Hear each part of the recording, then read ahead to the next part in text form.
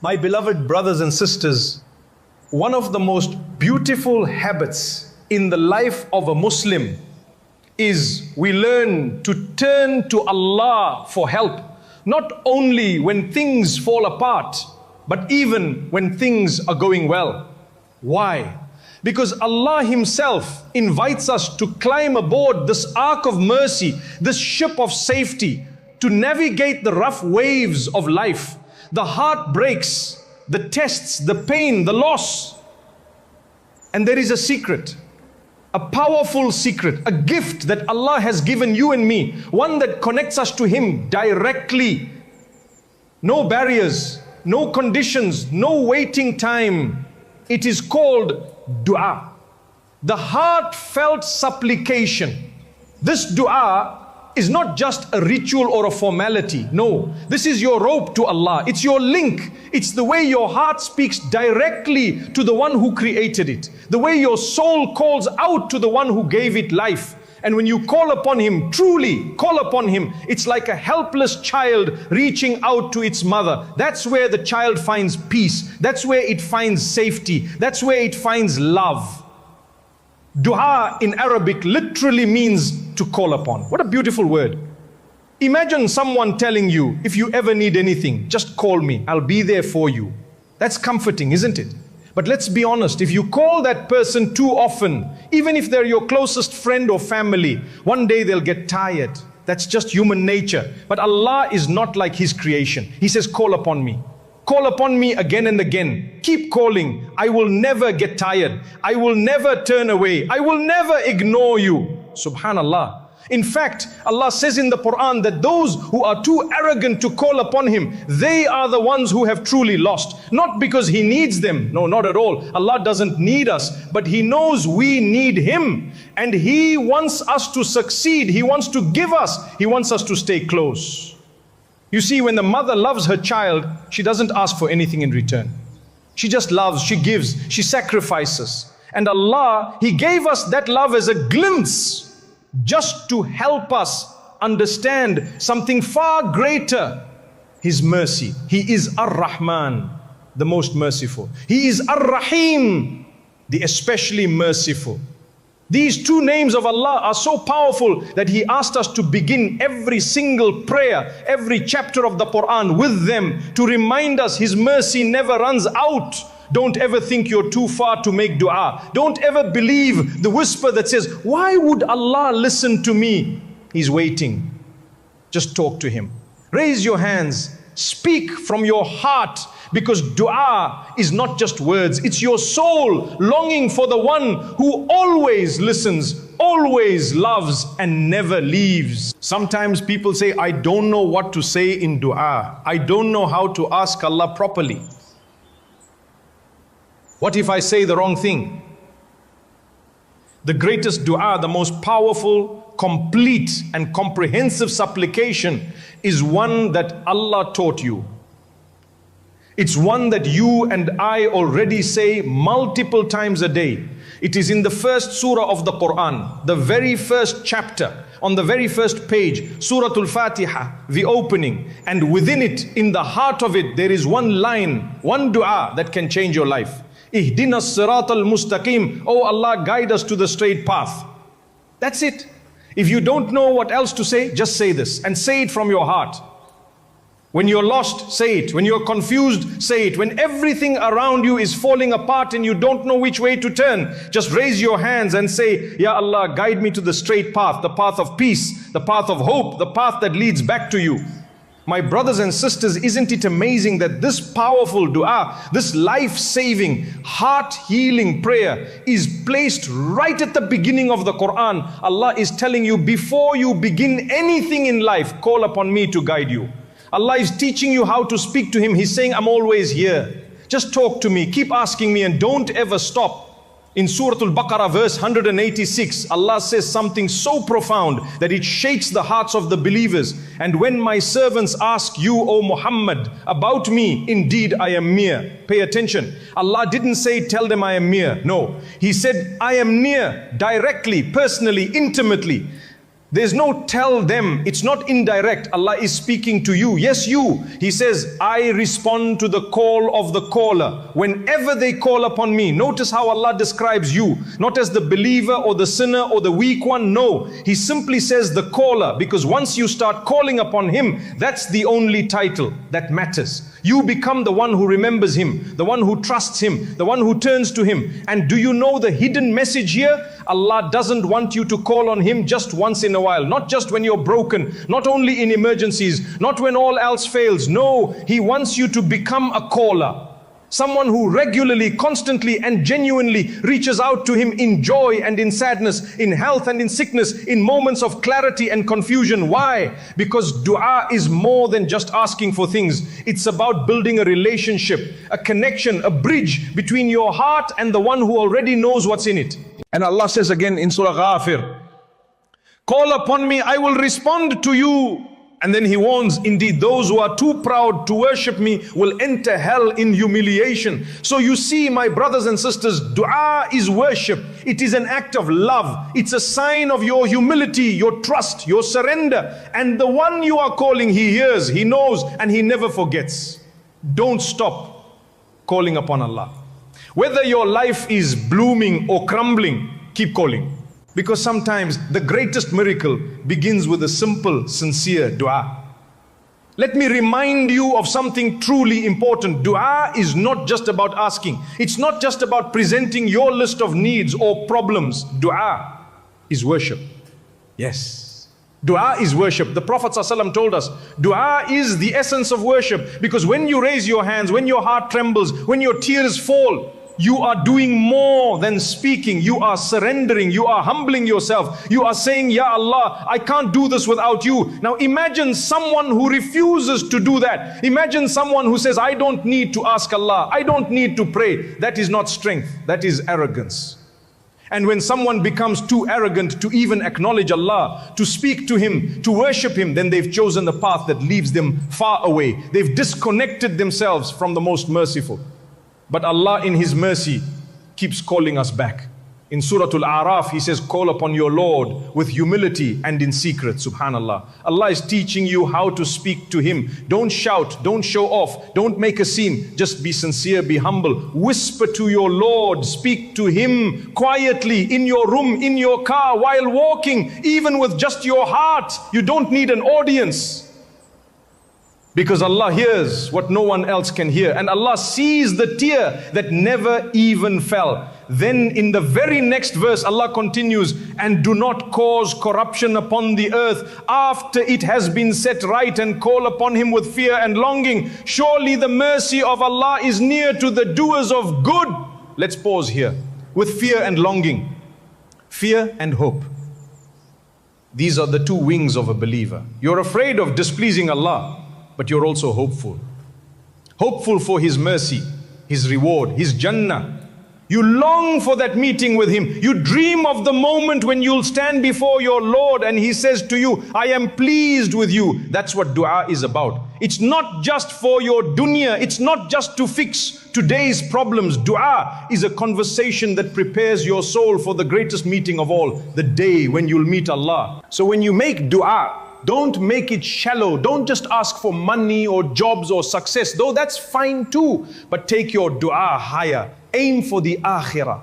Call upon Allah, imagining that you're standing before Him, that you're in Jannah, that you can finally see your Creator. Let your heart taste that hope. Let your soul find peace in that longing, because the one who lives with the goal of meeting Allah, that person lives with purpose, with hope and with contentment. So I ask you, my dear brothers and sisters, what are we working for? What are we really striving for? Make dua with longing for Allah. Make dua with your heart, and never let go of that connection, because it leads straight to Jannah.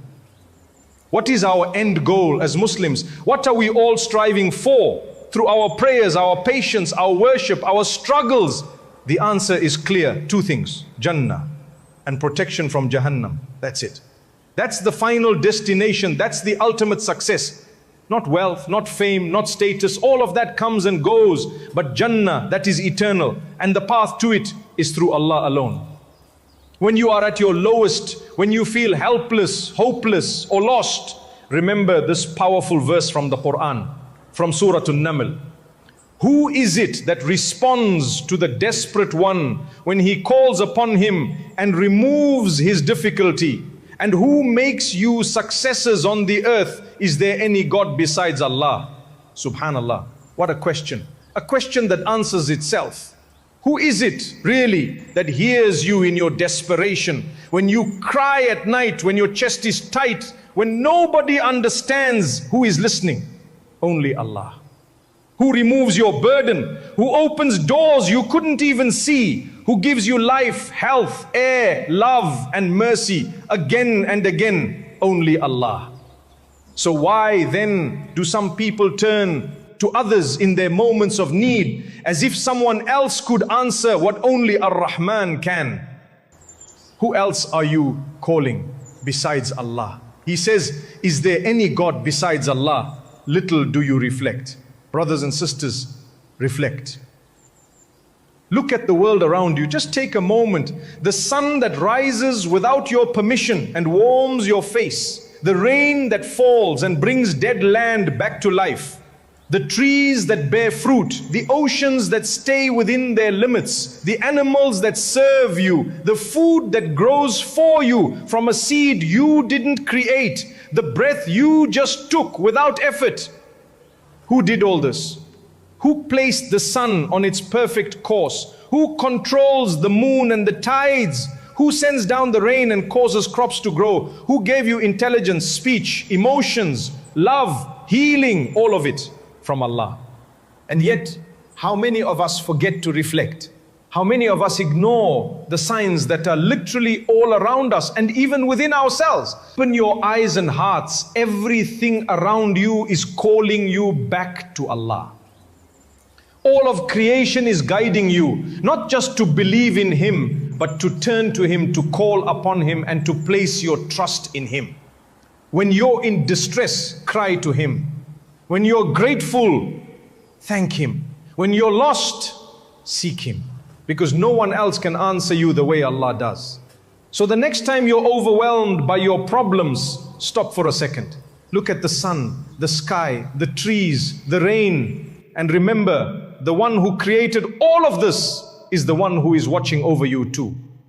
Why do we turn to anyone other than Allah? When He's the one who created us, the one who sustains us, the one who hears us, helps us, forgives us, and never abandons us. And then He subhanahu wa ta'ala reminds us again, and to Allah belong the most beautiful names. So call upon Him by them and leave those who distort His names.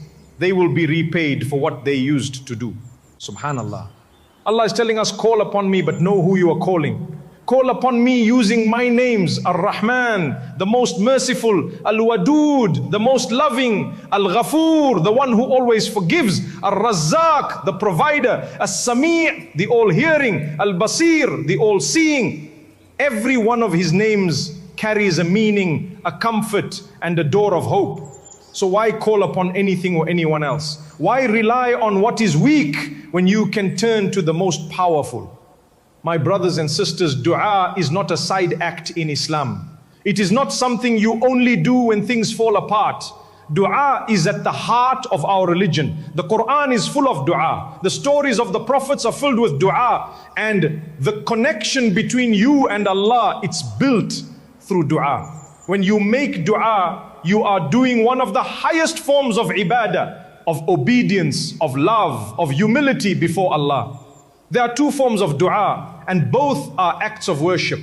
Dua of request. This is what most people are familiar with.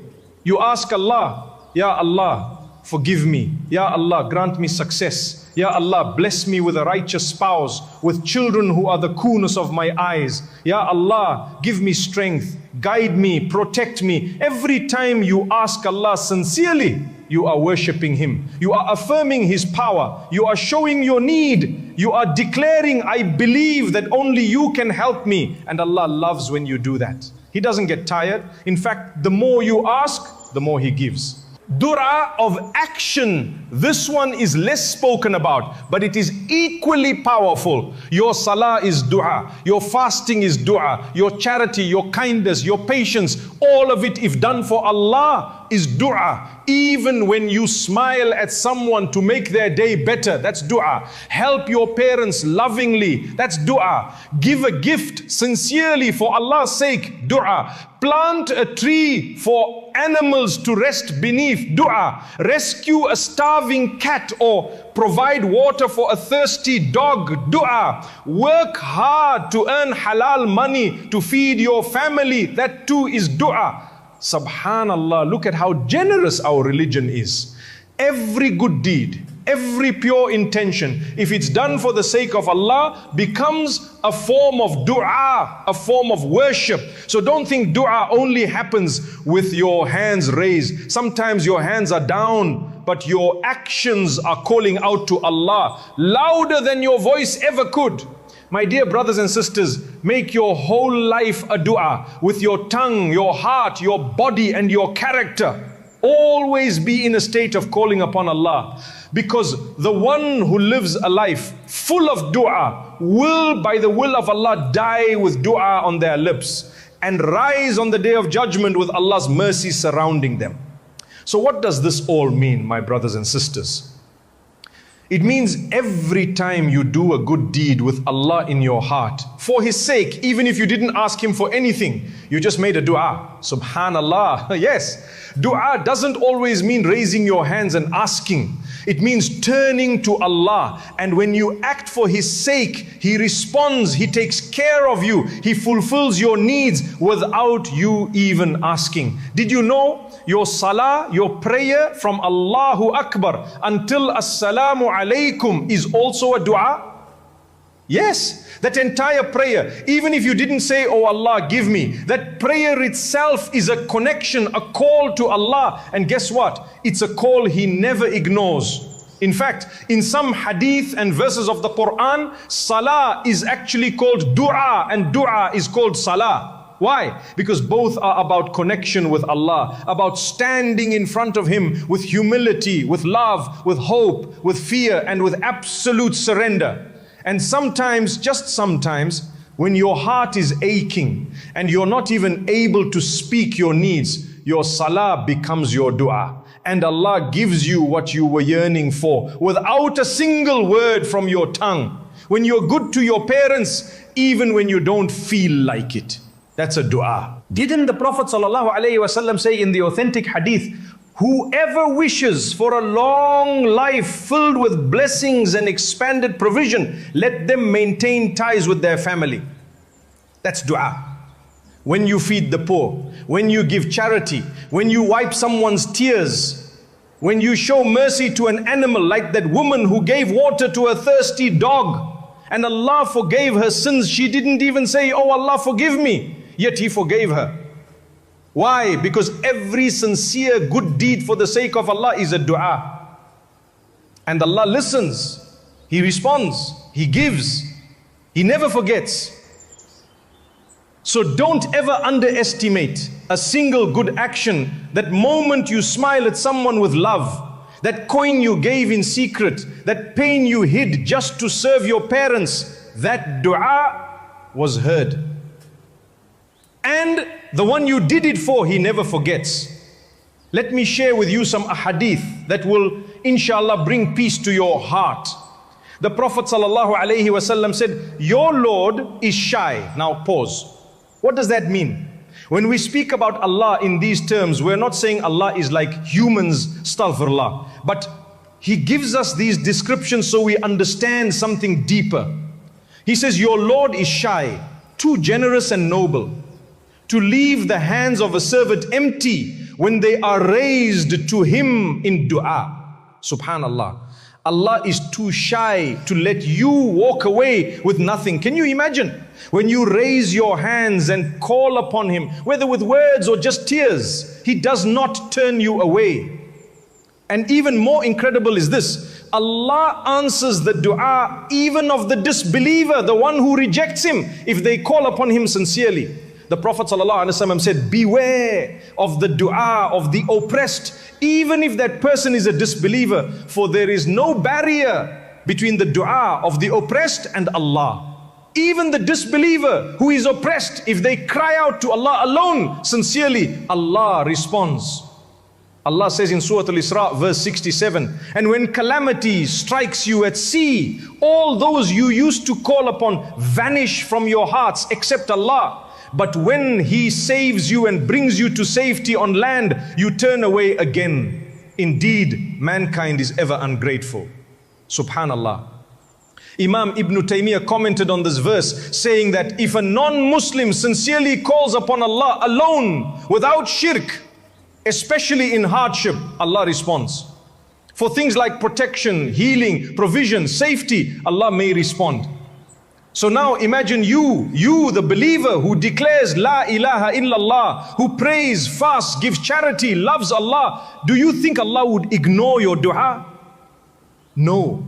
Wallahi, He's too generous, too merciful. So never doubt it. Your dua is never wasted. Your good deed is never lost. Your prayer, your kindness to your parents, your patience in hardship, your tears at night, all of it is a dua, and Allah hears every single one.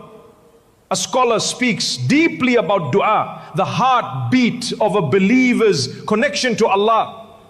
He says, and this is so beautiful, dua is like a bow and arrow. Imagine that. This was the 11th century. They used bows and arrows in battle back then. He says, the more you stretch the bow, the farther your arrow will fly. What does this mean for your dua? The more you pull with strength, the deeper you focus, the more your heart is involved and the more sincere you are, the stronger that dua will pierce through the heavens. Your heart, your humility, your good deeds, your obedience to Allah, these stretch your bow. And the stronger your bow, the further your dua will reach. The Prophet Muhammad sallallahu alaihi wasallam described something powerful in an authentic hadith found in Tirmidhi and other sources. He said, the dua ascends to the sky and the calamity descends from the heavens. They meet midway and wrestle. Did you hear that? They wrestle. Either the dua overpowers the calamity and pushes it back, or the calamity defeats the dua but comes down lighter, softer, weaker than before. Or they continue wrestling until the day of judgment. Subhanallah. The Prophet ﷺ also said, nothing repels destiny except dua. My brothers and sisters, don't ever underestimate your dua. It's not a wish, it's not just words, it's a weapon, it's a shield, it's a rope tied between you and the throne of Ar-Rahman. But now, how do you make that weapon strong? Let me now explain the conditions and etiquettes of a powerful dua, the kind that reaches, the kind that wrestles calamities, the kind that changes your life. Let's begin with the 9 conditions of a valid and accepted dua. Number 1, the first condition for a valid and powerful dua is to call upon Allah alone. Pure tawheed, pure monotheism. This means you believe in Allah's lordship, in His worship, and in His names and attributes. Let's break that down. Lordship, that means the actions of Allah. He is the creator, the sustainer, the provider. No one shares in His power, His will, or His control. It's all His. Everything that happens in the heavens and the earth, only by His command. We once spoke about the law of attraction, remember? Or manifestation. Some people go too far, placing too much emphasis on so-called energies or forces. Be careful, my brothers and sisters. Don't let these ideas pull you away from the truth. Nothing can happen without the permission of Allah. He is the one in control. He is the Rabb. He is the Lord. Number 2, the second condition. Have the presence of the heart. What does that mean? It means that when you make dua, your heart must be awake. You must feel the majesty of Allah. Know who you're standing in front of. You're not just saying words. You're not just repeating lines. You're talking to Allah, the one who created you, who sees you, who hears your whisper before you even make a sound. The Prophet ﷺ said, Allah does not respond to a person who makes dua from a heart that is heedless, distracted. So if your heart is asleep, if you're saying dua with your lips while your mind is somewhere else, rushing off to your phone or thinking about work or chatting with the person next to you after salah, then how can you expect your dua to pierce the skies? Some people, they finish their prayer and immediately they talk about food, sports, gossip, while their lips are still saying astaghfirullah. This is not dua. When you ask Allah, give yourself a moment, just a few seconds. Let your heart arrive before your words do. Let your soul connect. Let your spirit bow before your body bows. Even if it's just for a minute, make it real. Your dua deserves that. Allah deserves that. Number 3, using only permissible intermediaries. See, people often feel like they need something to get closer to Allah, something to help them connect. This is where shirk started. This is why people began wearing talismans and amulets, thinking these objects somehow bring them closer to God. Some even go to the grave of a righteous person thinking, if I make dua here, Allah will hear me more. But that's not how it works. That's not what Allah taught us. That's not what the Prophet ﷺ taught us.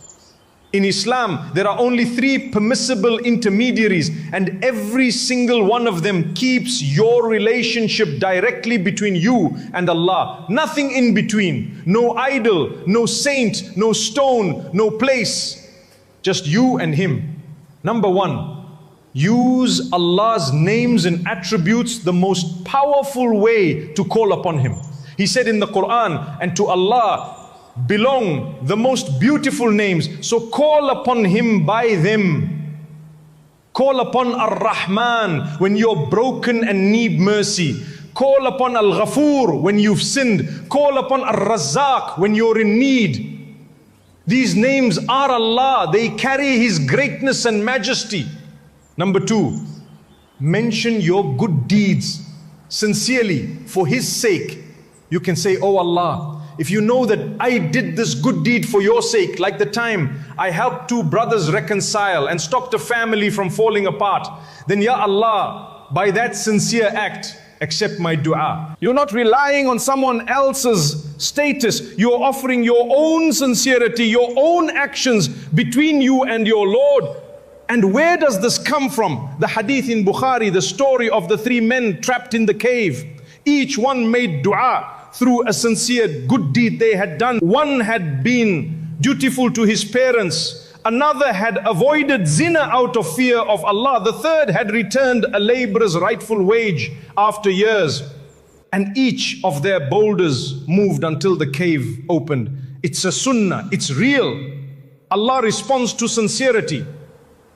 Number 3, make dua while you're in the middle of worship. While you're praying, while you're reading Quran, while you're giving charity, while you're helping your mother, while you're visiting the sick, while you're fasting. Your dua is stronger in those moments. Why? Because you're already in obedience. Your heart is already connected. And it's from the sunnah of the Prophet ﷺ to ask Allah during these sacred moments. So don't look for shortcuts. Don't search for intermediaries that were never meant to be there. You already have the greatest connection possible. You have your Lord, you have your sincerity, you have your worship, and that's all you need. Number 4, don't rush your dua. When you make dua, don't rush it. One of the reasons our du'as become weak is because we hasten. What does that mean? It means we want the answer now. Immediately we think, Ya Allah, I asked you, why isn't it here yet? But that's not how it works. You see, when you rush, it's like knocking on a door and walking away before it's even opened. The Prophet ﷺ taught us the etiquette of dua. He said, start by praising Allah. Alhamdulillahi Rabbil Alameen. All praise is due to Allah, the Lord of the worlds. Then send blessings upon the Prophet sallallahu alaihi wasallam. Allahumma salli ala Muhammad. And only then, humbly with sincerity, you ask your Lord. You call Him by His beautiful names. You pour your heart out. And when you're done, you close it with praise again. This is not a formality, my brothers and sisters. This is love. This is adab. This is how you show your need to Allah respectfully. Once a man came to the Prophet ﷺ and said, "Oh Messenger of Allah, I just say, oh Allah, Allah, I ask you for Jannah and I ask you to save me from hellfire. That's all. The Prophet ﷺ replied, that's what we're all doing. All the words you hear us saying, all the eloquence, at the end of the day, we're asking the same thing. Paradise and protection from the fire. Don't think your dua needs to be fancy. Don't feel pressured to say what you don't know how to say. Even if all you say is, oh Allah, I want Jannah. Oh Allah, protect me from hell. It's enough if it's from the heart. But take your time. Respect the moment. Talk to Allah like you mean it. Because He hears and He knows when the right time is. Number 5, don't ask for haram in your du'as. My beloved brothers and sisters, one of the most important conditions for your dua to be accepted is this. You cannot ask Allah for something haram, and you cannot use dua to ask for something that breaks family ties. We must understand, dua is a sacred conversation with Allah. You're speaking to your Lord, the one who gave you life, the one who gave you guidance. So how can we use that conversation to ask for something displeasing to Him? Some people say strange things. One young person once asked, can I ask Allah to make so-and-so fall in love with me to be my boyfriend or girlfriend? Subhanallah. How can we ask Allah to bless a relationship that's outside of what He allowed? Someone might even say jokingly, oh Allah, help me become a good thief, or help me swear like the rest so I can be popular. No, we don't ask Allah for sin. We ask Him for guidance, for purity, for light. The Prophet ﷺ made it very clear. He said a person's dua will always be accepted as long as he does not ask for sin or to sever family ties. Why would Allah help someone commit a sin? Why would the most merciful answer a call that goes against His mercy? Some people become impatient. They say, I made dua but nothing happened. So they give up, they stop asking. The Prophet ﷺ told us that is exactly what it means to be hasty in dua.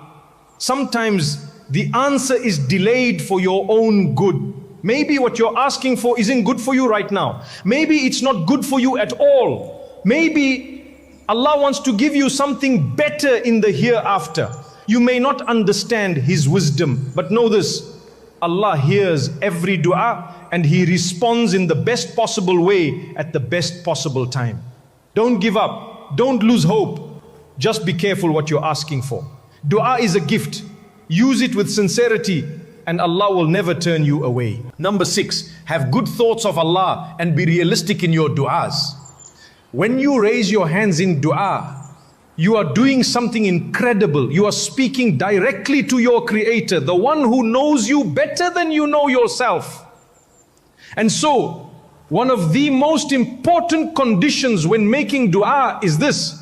You must assume the best of Allah. What does that mean? It means number 1, ask with certainty. When you say, Ya Allah, believe, truly believe that He hears you. Believe that He will respond, that He will never abandon you, that He will give you exactly what is best, whether you realize it or not. The Prophet ﷺ said, call upon Allah while you are certain of the response. Even if you don't see the answer immediately, trust the process. Maybe He gives you what you asked for. Maybe He delays it because the timing isn't right. Maybe He removes a harm from your life instead. Maybe He's saving it for you in the akhirah, something better than you could ever imagine. Either way, He will respond. That is His promise. So if something doesn't come your way, say Alhamdulillah and keep going. Keep worshipping, keep calling out to Him.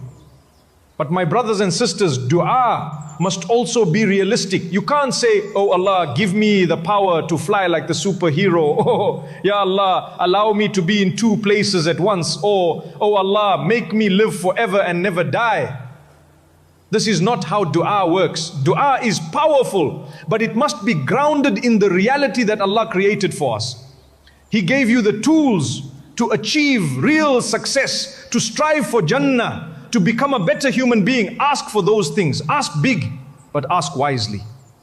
And one more point. You cannot use dua as an excuse to neglect your obligations. Some people, when they're overwhelmed, they sit making dua while neglecting their salah. The time for prayer comes and goes, and they're still crying, still begging, but they didn't pray. Or they stay up all night in worry making dua and they miss Fajr. That is not the way. You cannot disobey Allah in one way and expect your dua to be answered in another. Fulfill your duties first and then make dua with full trust in Him. He is listening, He is near, and His timing is always perfect. Many people ask, why isn't my dua being answered? But let me ask you something. Are you doing your part? You see, there are du'as that require action from your side.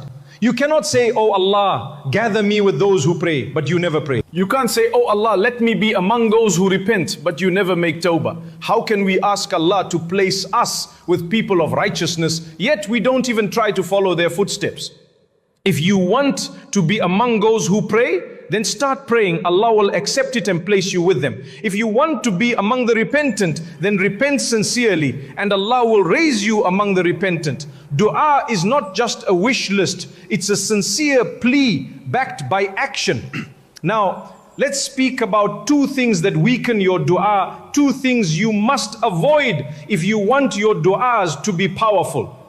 Number one, earning and living from haram. The Prophet ﷺ told us about a man lost in the desert, dusty and disheveled, completely in need. He raises his hands and cries out, Ya Rab, Ya Rab. But the Prophet ﷺ says, his food is haram, his drink is haram, his clothing is haram, and he has been nourished with haram. How can his dua be answered? My brothers and sisters, how we earn matters. What we eat, what we wear, how we live, if it's drenched in haram, it creates a barrier between us and the response of our du'as. So monitor your income, watch your food, be cautious with your lifestyle.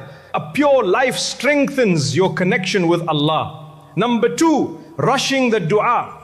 Don't say, I made dua and nothing happened, I give up. That attitude blocks the mercy of Allah. Patience is part of dua. You're not just asking, you're showing Allah that you trust His timing. You're submitting to His wisdom. My beloved brothers and sisters, let me remind you again, dua is powerful. It is not just a request. It is a shield. It is a rope that connects you to the heavens. And when done with sincerity, it can even interfere with what was written for you.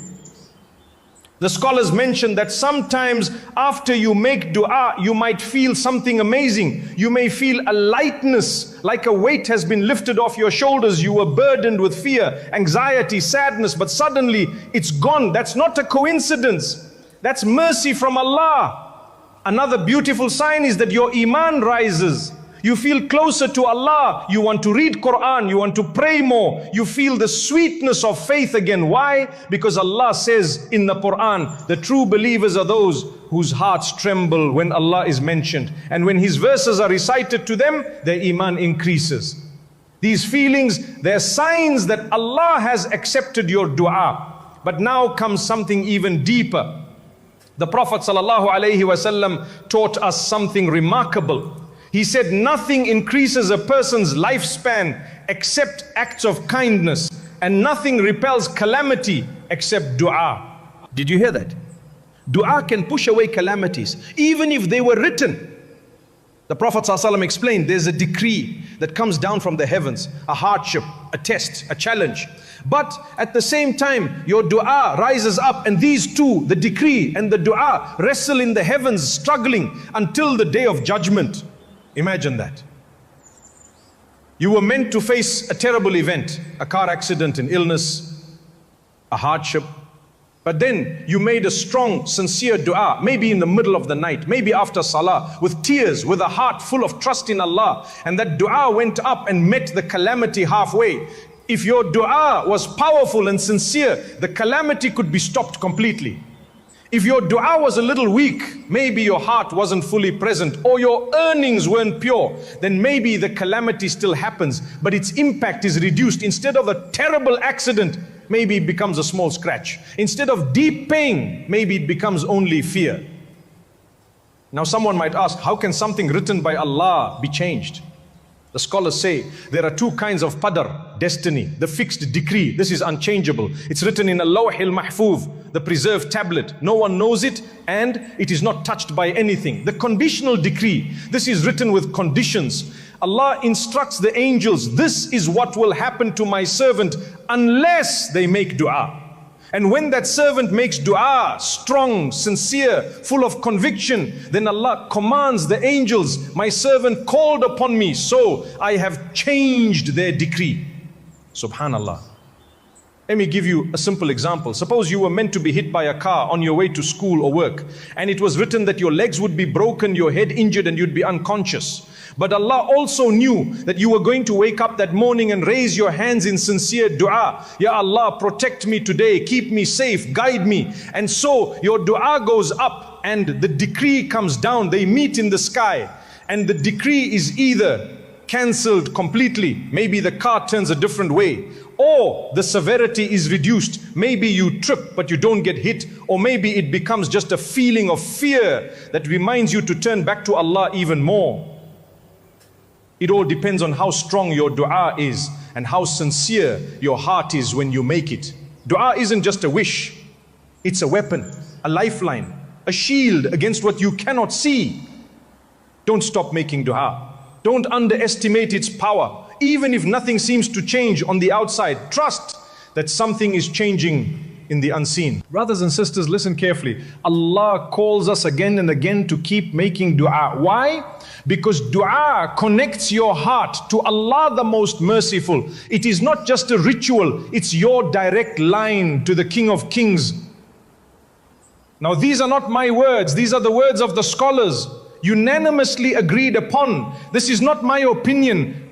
Don't ever be shy to ask Allah for something big. Some people hold back and think, oh, I shouldn't ask for too much. I need to respect Allah. No, it's the opposite. The more you ask, the more you're showing how much you believe in His generosity, in His mercy, in His power. The Prophet ﷺ said in an authentic hadith in Sahih Muslim, if one of you makes a dua, let him not say, oh Allah, forgive me if you will, but let him ask with conviction and determination. Why? Because when you say, if you will, in this context, you are reducing something that Allah made vast. You're treating Allah's mercy like a limited source when it's endless. So instead of saying, oh, may Allah reward you, oh, inshallah, say with confidence, may Allah reward you, may Allah forgive you, may Allah cure you, oh Allah, give me. Say it directly. Say it with yaqeen, certainty. The only time we say inshallah is when we're planning to do something in the future, as in, I will do it if Allah wills. But when it comes to dua, make it loud in your heart, make it clear and big. The Prophet ﷺ then said, let him ask for something grand, something great for Allah. Nothing is too big. Now here's a subtle point, listen carefully. There is a difference between nothing is too big for Allah and nothing is impossible for Allah. Yes, Allah can do anything, but He has set laws in this world. Some things He won't give, not because He can't, but because He decreed it to be impossible for this dunya. Like what? Can you make dua to live forever and never die? You can ask, but that's not going to happen. That's not how this life works. But beyond that, dream big in your dua. The Prophet ﷺ tells us a powerful hadith Qudsi where Allah says, oh my slaves, if all of you from the beginning of mankind to the end, every human and jinn stood together on one plane and each one of you asked me for something and I gave each of you exactly what I asked for, it would not decrease what I have any more than a needle dipped into the ocean decreases the ocean's water. Imagine that, dip a needle into the Pacific Ocean and lift it. How much water came out? Nothing. That's how vast Allah's kingdom is. So how can you say, oh, I don't want to ask for too much? Let me share with you a true story that one of the scholars mentioned. A man was standing in front of the Kaaba making dua. He raised his hands and said, "Oh Allah, give me 5 million. Give me $5 million. His friend standing next to him tapped him and said, "Bro, be humble. Ask for 1 million. The man turned to him and said, "I'm not asking you, I'm asking Allah. Allah is generous. I'll ask for 5 million. Actually 10 million, why not?" This is the spirit we need. When you ask Allah, don't limit Him. Don't belittle what He can give. Now listen to this beautiful hadith from Bukhari. No Muslim makes a dua, so long as it's not to cut off family ties or for something sinful, except that Allah will respond in one of 3 ways. 1, He gives it to you immediately, as you asked. 2, He prevents a harm that was going to come your way instead.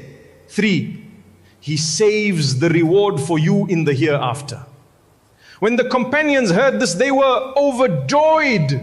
They said, in that case, we'll keep asking and asking. And the Prophet ﷺ smiled and said, then ask. Allah has even more than whatever you can ask. Subhanallah. What are we worried about? His treasures are endless. His mercy is limitless.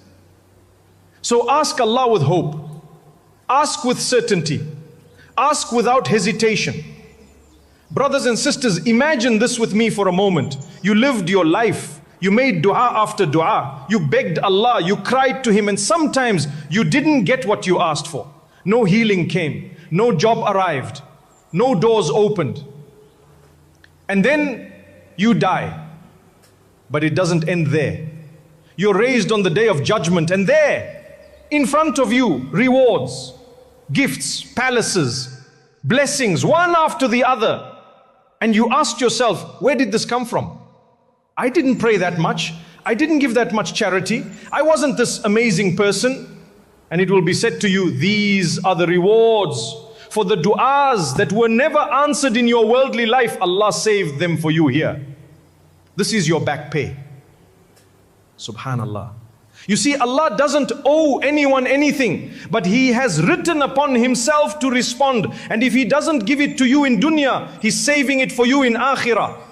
The scholars say when people see the reward of their unanswered du'as in the hereafter, they will wish that not a single one of their du'as had been answered in this life. That's how amazing and overflowing Allah's compensation is. So dear brothers and sisters, nothing is ever lost. Not a single sincere dua, not a single drop of tear, not a single moment of lifting your hands to the sky. But now a serious warning. Be careful. Be very careful from transgressing in your dua. Yes, even dua has boundaries. Allah says, call upon your Lord with humility and in private. Verily, He does not love the transgressors. Let's not ruin our du'as with ignorance or emotion. Let's make sure we're asking the right things in the right way with the right intention. Because when you do it right, Allah gives. And even when He doesn't give, He is storing something far greater for you. Before I finish, there is one very important secret about dua that I truly want every one of us to understand. This is something that not many people talk about, the special secret of dua.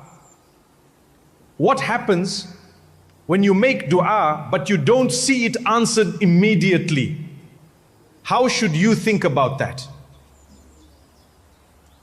This is a question many of us struggle with.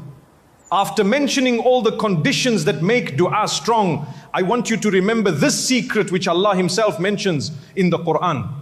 You see, there are several prophets, 4 or 5, whose dua teaches us this secret. What is the secret? It is this: complaining only to Allah. Yes, many of us complain about our worries to people. We share our problems with others. But the one who is truly wise and the one who will find peace is the one who complains only to Allah subhanahu wa ta'ala.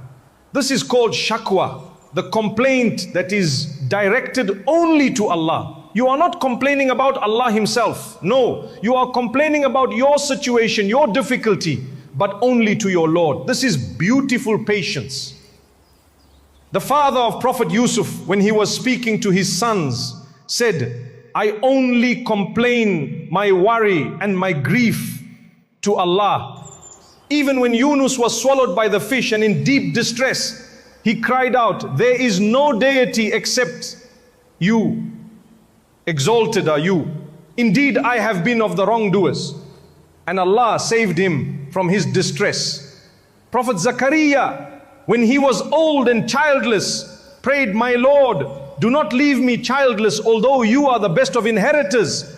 And Allah granted him a son, Yahya. And Prophet Musa, when he was destitute and alone in the desert, hungry and thirsty with cracked feet and green lips from hunger, he went to the shade and said, my Lord, indeed I am for whatever good you would send down to me in need. And Allah blessed him with a family, safety, and eventually a great nation.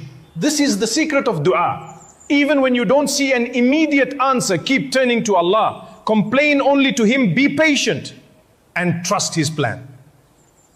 Because Allah's timing is perfect and His mercy is boundless. May Allah make us among those who put their trust in Him, who complain only to Him, and who never lose hope in His mercy. Ameen.